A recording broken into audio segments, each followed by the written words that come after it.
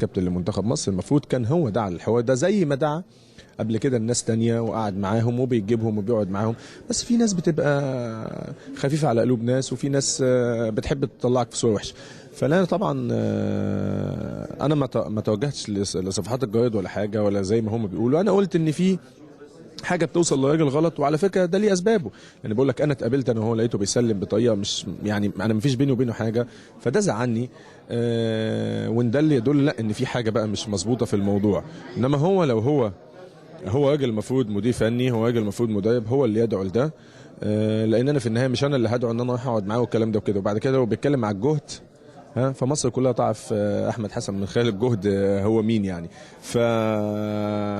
لا طبعا انا بجتهد، ودليل على كده ان انا كنت موجود مع نادي الزمالك لحد اخر مباراه الاهلي، والناس كلها اشادت بيا في المباراه دي. ومع ذلك ما كنتش موجود في المنتخب. مش مزعلني، ما فيش مشكله، بس ما ينفعش نتكلم على الجهد، لان الحمد لله انا راجل بجتهد. وانا يعني معروف عليا اكتر من الفنيات ان انا راجل مجتهد داخل الملعب. تقول لبرادلي ايه؟ اقول له كل التوفيق ليك، وربنا معاك، وربنا يوفقك. ولكن يا ريت هو يا ريت هو اللي يتابع وهو اللي يشوف، ما يسمعش من